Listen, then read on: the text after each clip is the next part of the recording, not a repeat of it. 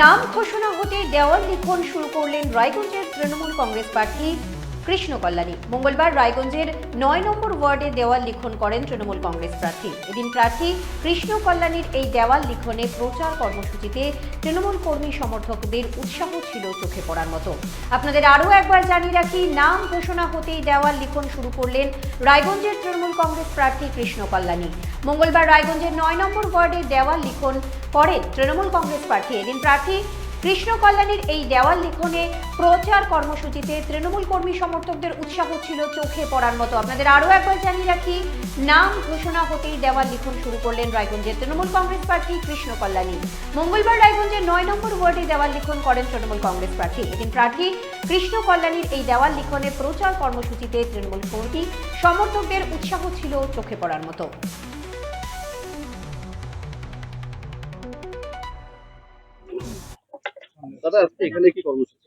আজকে দেখুন, প্রার্থীর নাম আমাদের যখন ঘোষণা হলো, তারপর আমরা Raiganj board of administrator Sandip Biswas সহ vice chairperson vice chairperson Arindam Sarkar আর প্রত্যেকটা কোঅর্ডিনেটররা ছিলেন।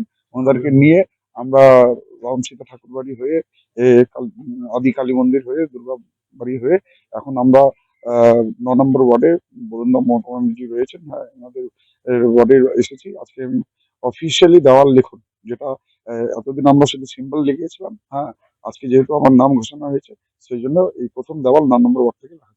কতটা আপ্লুত? না, খুবই আপ্লুত। দেখুন, আমরা ঐক্যবদ্ধ ভাবে এবার লড়বো, আর উত্তর দিনাজপুরের ৯টার মধ্যে ৯টা সিটি জিতবো। এখান থেকে বিজেপিকে শূন্য করানোই আমাদের লক্ষ্য। আর যে হিসাবে মানুষের উৎসাহ আবেগ দেখছি, তাতে আপনারা দেখবেন এবার চতুর্থবারের জন্য মাননীয় মমতা বন্দ্যোপাধ্যায় আবার মুখ্যমন্ত্রী হচ্ছেন, এর মধ্যে কোনো সন্দেহ নেই। আর আমাদের যেটা রেকর্ড ছিল ২১৫, সেটা আমরা ক্রস করব, আর রায়গঞ্জেও রেকর্ড ভোটে জিতবো, এটা আপনারা বুঝে নেবেন। কত ভোটের মার্জিন এবার হতে পারে মনে হচ্ছে? না, দেখুন, মার্জিন আমি বলছি রেকর্ড ভোটে জিতবো। যেটা উপনির্বাচন জিতেছিলাম তার থেকে অনেকটা বেশি হবে, এর মধ্যে কোনো সন্দেহ নেই। এই রায়গঞ্জ বিধানসভা আপনার হাত ধরেই তৃণমূল কংগ্রেস পেয়েছে, এবারে পুনরায় টিকিট পেয়েছেন। কিছুক্ষণ আগেই মন্দিরে গিয়েছিলেন, কি প্রার্থনা করলেন? না, প্রার্থনা করলাম। দেখুন, আমি তো সারা বছর মানুষের জন্য কাজ করেছি, হ্যাঁ। এখন যে কোনো শুভ কাজে নামতে গেলে আমরা পূজা আরাধনার মধ্য দিয়েই নামি। সেই জন্য ঠাকুরকে প্রণাম করে আশীর্বাদ নিয়ে আমরা নেমেছি। আমার প্রথম কর্মসূচি ৯ নম্বর ওয়ার্ড থেকে চালু হলো। এবার তারপর থেকে এখন আমাদের প্রচার যেটা আছে আমরা অফিসিয়ালি চালু করি। প্রধান প্রতিদ্বন্দ্বী কাকে মনে হচ্ছে? দেখুন, যেটা দুটো উপনির্বাচনে আমরা দেখলাম, কংগ্রেস টেস্টেড অ্যান্ড রিজেক্টেড প্রায় ৬৪,০০০ উপর নির্বাচন ভোটের ব্যবধানে কংগ্রেস হেরেছে।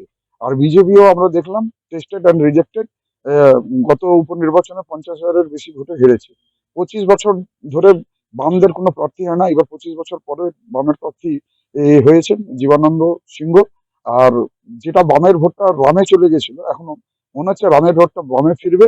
আর আমার কম্পিটিশন যেটা মনে হচ্ছে জীবানন্দ সিংহের সাথে।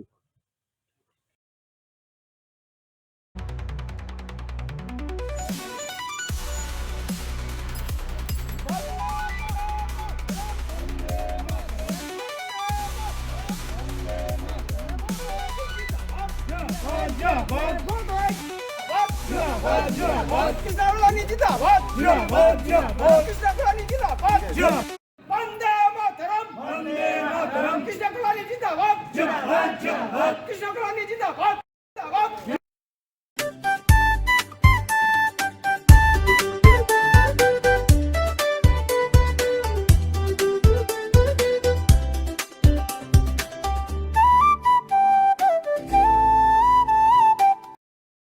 উকি মারেন কেন কর্তা? কে বলে বড় মাছের স্বাস্থ্য দেখে শরীর খারাপ লাগে বুঝি?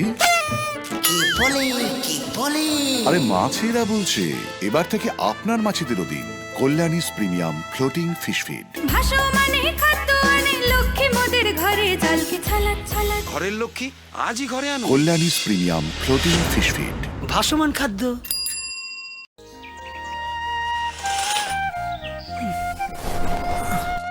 হ্যাঁ রে, তুই নিজেকে কি সুন্দর ফিট রাখিস, তোর বরকে রাখতে পারিস না? তোর দাদা জেনেছে nature pure rice bran oil দিয়ে রান্না করলে শরীরে এমনি সুস্থ থাকে। হ্যাঁ সে তো ঠিকই। শরীর চর্চার পাশাপাশি ভালো তেল দিয়ে রান্না করাটাও জরুরি, আর সেই জন্যই আমার একমাত্র choice nature pure rice bran oil.